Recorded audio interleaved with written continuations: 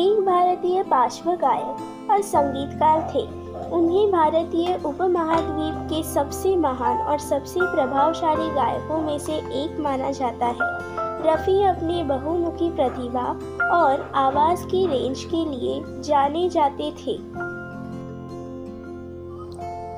उनके गाने तेज peppy number से लेकर देशभक्ति के गानों तक, सैड नंबर से लेकर बेहद रोमांटिक गानों तक, कव्वालियों से लेकर गज़लों और भजनों से लेकर शास्त्रीय गानों तक में विविध थे। उन्हें फिल्म में स्क्रीन पर गाने को लिप-सिंक करने वाले अभिनेता की व्यक्तित्व और शैली में अपनी आवाज़ को ढालने की क्षमता के लिए जाना जाता है।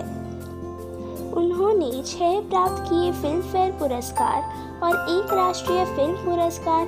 1967 में उन्हें भारत सरकार द्वारा पद्मश्री पुरस्कार से सम्मानित किया गया था। 2001 में रफ़ी को हीरो होंडा और स्टारडस्ट पत्रिका द्वारा मिलेनियम के सर्वश्रेष्ठ गायक शीर्षक से सम्मानित किया गया था।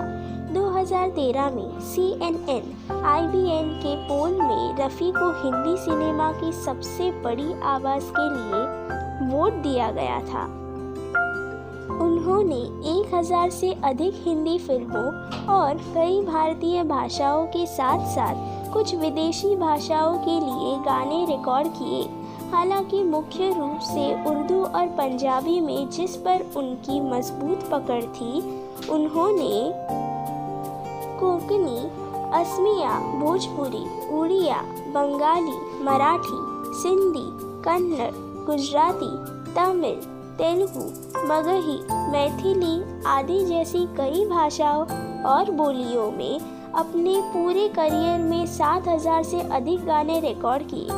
भारतीय भाषाओं में उन्होंने कुछ विदेशी भाषाओं में भी गाया, जिनमें अंग्रेज़ी, फ़ारसी, अरबी, सिहली, मॉरिशियस, क्रियोल और डच शामिल है। मोहम्मद रफ़ी एक पंजाबी जाट मुस्लिम परिवार में अल्लाह राखी और हाजी अली मोहम्मद से पैदा हुए 6 भाइयों में दूसरे सबसे बड़े थे। परिवार मूल रूप से कोटला सुल्तान सिंह का था, जो भारत के पंजाब के अमृतसर जिले में वर्तमान मजीठा के पास एक गांव है। रफ़ी, जिनका उपनाम फीको था, ने अपने पैतृक गांव कोटला सुल्तान सिंह की सड़कों पर घूमने वाले एक फ़कीर के मंत्रों की नकल करके गाना शुरू किया। रफ़ी के पिता 1935 में लाहौर चले गए, जहां उन्होंने भाटी गेट के नूर मोहल्ले में पुरुषों की नाई की दुकान चलाई।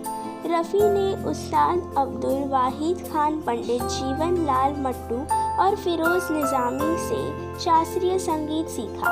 उनका पहला सार्वजनिक प्रदर्शन 13 साल की उम्र में हुआ, जब उन्होंने लाहौर में KL सहगल के साथ गाना गाया। रफ़ी ने संगीत निर्देशक श्याम सुंदर के तहत पंजाबी फिल्म गुल बलूल 1944 में रिलीज में जीनत बेगम के साथ युगल गीत सोनिए नी हीरिए नी में पार्श्व गायक के रूप में लाहौर में अपनी शुरुआत की। उसी वर्ष रफ़ी को all India radio Lahore station द्वारा उनके लिए गाने के लिए आमंत्रित किया गया था। बम्बई में प्रारंभिक करियर। 1944 में रफ़ी बॉम्बे यानी अब मुंबई महाराष्ट्र चले गए। उन्होंने और हमीद साहब ने भिंडी बाज़ार इलाके के भीड़-भाड़ वाले शहर में 10 बाई 10 फीट का एक कमरा किराए पर लिया। कवि तनवीर नकवी ने उन्हें अब्दुल राशिद कारदार, महबूब खान और अभिनेता निर्देशक नज़ीर सहित फिल्म निर्माताओं से मिलवाया। श्याम सुंदर बम्बई में थे और उन्होंने रफ़ी को GM दुर्रानी के साथ एक युगल गीत गाने का अवसर प्रदान किया। अजी दिल हो काबू में तो दिलबर की ऐसी तैसी।